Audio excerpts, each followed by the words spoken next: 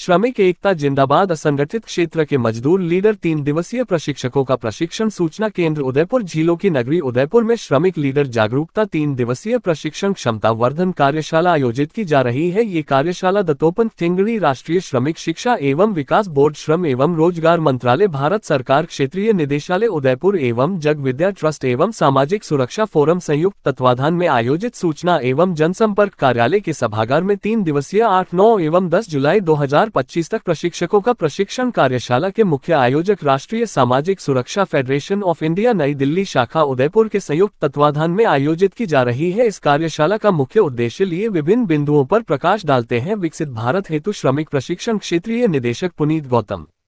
इस 3 दिवसीय प्रशिक्षकों का प्रशिक्षण कार्यक्रम के प्रथम सत्र उद्घाटन सत्र दत्तोपंत ठेंगड़ी राष्ट्रीय श्रमिक शिक्षा बोर्ड, श्रम एवं रोजगार मंत्रालय, भारत सरकार के उदयपुर क्षेत्रीय निदेशालय के क्षेत्रीय निदेशक श्री पुनीत गौतम ने कहा कि श्रम मंत्री भारत सरकार के दिशा निर्देशों पर विकसित भारत हेतु सामाजिक सुरक्षा योजनाओं के क्रियान्वयन हेतु प्रशिक्षक तैयार हो व असंगठित क्षेत्र के श्रमिकों को इन योजनाओं से जोड़े। इस अवसर पर मुख्य अतिथि अतिरिक्त जिला सेशन जज श्री कुलदीप शर्मा ने जिला विधिक प्राधिकरण की योजनाओं की जानकारी दी व राजकॉप एप्लीकेशन की उपयोगिता पर प्रकाश डाला। कार्यक्रम में उपस्थित जग विद्या ट्रस्ट से श्री जगदीश राज श्रीमाली ने मजदूर हेतु श्रमिक कानूनों का ब्यौरा दिया व मजदूर प्रशिक्षण पर बल दिया। कार्यक्रम का संचालन सामाजिक सुरक्षा फेडरेशन ऑफ इंडिया के राष्ट्रीय महासचिव श्री सौरभ गुप्ता ने सामाजिक सुरक्षा हेतु श्रम संघर्ष पर प्रकाश डाला। इस अवसर पर अरावली निर्माण मजदूर यूनियन से श्री गोविंद लालोड ने मजदूरों के समक्ष चुनौतियों पर व्याख्यान दिया। श्री गौरीकांत शर्मा उपनिदेशक सूचना एवं जनसंपर्क विभाग राजस्थान सरकार के सहयोग के लिए इस कार्यक्रम में उनका विशेष धन्यवाद दिया गया। प्रशिक्षकों का प्रशिक्षण। कार्यशाला में आए सभी प्रशिक्षकों को असंगठित क्षेत्र में काम करने वाले श्रमिक वर्ग, घरेलू कामकाज से जुड़ी श्रमिक महिलाएं एवं कमठाना श्रमिक,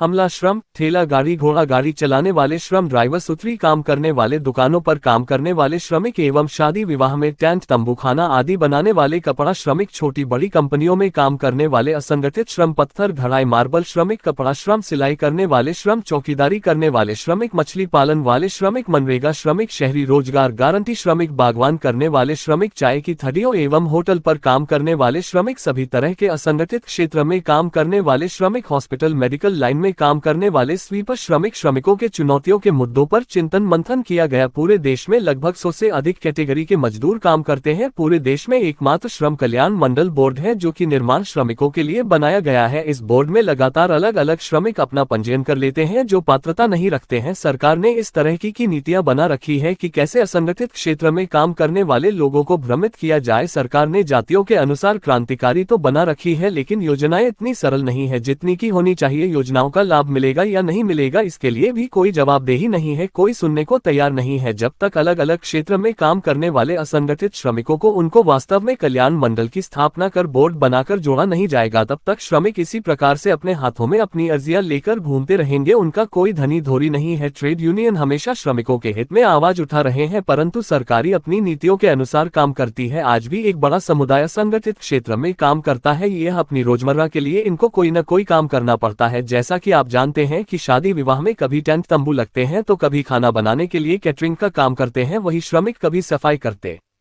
हुए मिलते हैं। श्रमिकों का कोई भी एक दायरा नहीं है, उनको जैसा भी काम मिल जाता है वह उसको कर लेते हैं। पेट की भूख और परिवार का लालन पालन करना है तो कोई ना कोई काम करना ही पड़ेगा। कभी वह अपना गांव छोड़कर शहरों में या अन्य राज्यों में जाकर काम करते हैं, वहां भी उनकी मजदूरी मारी जाती है। मजदूरी उनको मिलेगी या नहीं मिलेगी यह भी कोई नीतियां नहीं है। आखिर अपनी मजदूरी की बात लेकर किसके सामने जाए, किसको अपनी अर्जी लगाए। ऐसे में हजारों की संख्या में मजदूरों की मजदूरी भी मारी जाती है। सरकार की जटिल व्यवस्थाओं के कारण वह अर्जी लगाए या जो पैसा डूब रहा है उसके लिए और पैसा लगे, पहले से तो वह कर्ज में मजदूरी से डूबा हुआ है। ऐसे में सरकारी व्यवस्थाएं उसको और ज्यादा मजबूर और लाचार बना देती है। मजदूर के साथ ठेकेदार एवं मालिक मारपीट तक पर उतर आते हैं। इसी बात को लेकर राष्ट्रीय घरेलू कामकाजी महिला श्रमिक संगठन की कार्यकर्ता अमानत सुखवाल ने अपने विचार व्यक्त करते हुए कहा कि हम उन महिलाओं के साथ काम करते हैं जो गरीब, पीड़ित, शोषित वर्ग में है। यह महिलाएं अक्सर कच्ची बस्तियों में रहती है। यह महिलाएं स्वयं अपने घर को संवारने के साथ साथ दूसरे के घर को संवारती है। हैरानी की बात तो यह है कि इनको इनकी मजदूरी तक समय पर नहीं मिलती है। इनको जो परिप्रेक्ष्य में मालिक रखता है उसे ऐसे लगता है कि वह उसे घर की सदस्य है। छोटे छोटे प्रलोभन देखकर उसकी सोच ऐसी बना दी जाती है कि उसे लगता ही नहीं कि मैं मजदूर हूँ। यहाँ पर उसका कितना बड़ा शोषण हो रहा है। मजदूरी काम और मेहनत ज्यादा कराई जाती है, उसका कोई हिसाब किताब अतिरिक्त नहीं दिया जाता है। ना उसकी सुरक्षा ना उसके परिवार को कोई सामाजिक सुरक्षा का लाभ मिलता है। राशन कार्ड के नाम पर या अन्य किसी योजनाओं के नाम पर हमेशा ठगी जाती है। उनके बच्चे भी हमें अक्सर शिक्षा से वंचित रहते हैं। घर का परिप्रेक्ष्य भी संघर्ष बना रहता है। अशिक्षा होने के कारण घर में हमेशा आर्थिक तंगी का संकट बना रहता है। आर्थिक तंगी की वजह से ही घर में अपराधी घटनाएं भी घटती है। मरता क्या नहीं करता। अगर उसका पेट भर जाए और परिवार का पेट नहीं भर तो उसके घर की हालत कैसी होगी आप समझ सकते हैं। पिछले लंबे समय से घरेलू कामकाज से जुड़ी श्रमिक महिलाओं के लिए कल्याण मंडल स्थापना की मांग की जा रही है। इस तरह से सभी श्रमिकों के लिए कल्याण मंडल की वैकल्पिक व्यवस्थाएं सरकार करनी चाहिए, परंतु सरकार ने अभी मुख्य धारा में लाने के लिए कोई भी बड़ा कदम नहीं उठाया है। गरीब गरीब होता जा रहा है, अमीर अमीर होता जा रहा है और यह खाई बहुत बड़ी होती जा रही है। आज मध्यम परिवार भी इस मार्ग को झेल रहा है। अपने घर में वैकल्पिक संसाधनों के लिए भी उसको लोन लेना पड़ रहा है। उसकी गाड़ी लोन पर है, मोबाइल लोन पर है, घर लोन पर है, शादी विवाह के लिए भी उसको लोन पर लोन लेने पड़ रहे हैं जिसकी किस्त वह समय पर नहीं चुका सकता है। कर्ज की मार इतनी बढ़ रही है कि वह अपने घर की जरूरतों को पूरा करने में असक्षम हो रहा है। अगर यह ग्राफ इसी तरह से बढ़ता रहा तो एक दिन वह दिन नहीं कि पूरा कर्ज में डूब जाएगा और कई लोग तो इस कर्ज की मार को लेकर आत्महत्या भी कर चुके हैं। सरकार को इस प्रकार से नीतियां बना लेनी चाहिए जिससे कि प्रत्येक श्रमिक वर्ग की वैकल्पिक व्यवस्थाएं इस प्रकार से बननी चाहिए कि उसकी आर्थिक स्थिति ठीक हो। उसकी आमदनी बनाने के लिए बड़े कदम उठाने चाहिए। औसत आज घर चलाने के लिए एक छोटा परिवार में भी लगभग महीने का 20 से 25,000 रुपए की आवश्यकता पड़ती है। ऐसे में आप सोच की मनरेगा में काम करने वाली महिलाएं और घरों में काम करने वाली महिलाएं और शहरी रोजगार गारंटी में काम करने वाली महिलाएं अपने घर को कैसे चलाएगी जबकि उनके हाथ में तो सिर्फ रुपए 6 से 7,000 रुपए आते हैं। ये समस्या प्रत्येक श्रमिक वर्ग में बनी हुई है। सरकार को इस पर बड़ा कदम उठाना चाहिए। रोटी कपड़ा और मकान जैसी मूलभूत सुविधाओं के लिए भी आज श्रमिक वर्ग तरस रहा है। कभी राशन की लाइन में लगकर अपनी आर्थिक स्थिति को ठीक कर रहा है तो कभी सरकार द्वारा मिलने वाली छोटी सी पेंशन को लेकर अपने जीवन को जी रहा है। आखिर यह कब तक इस प्रकार से चलता रहेगा। जब तक सशक्त और उन्नत भारत को बनाना है तो मजदूर को भी सशक्त और उन्नत बनाना होगा। उसके हाथ में रोजगार एवं संसाधन एवं उसकी आय में बढ़ोतरी करनी होगी। असंगठित क्षेत्र में काम करने वाले सभी श्रमिकों के लिए प्रशिक्षण में आए सभी यूनियन लीडर्स को मजदूर में हो रही समस्या और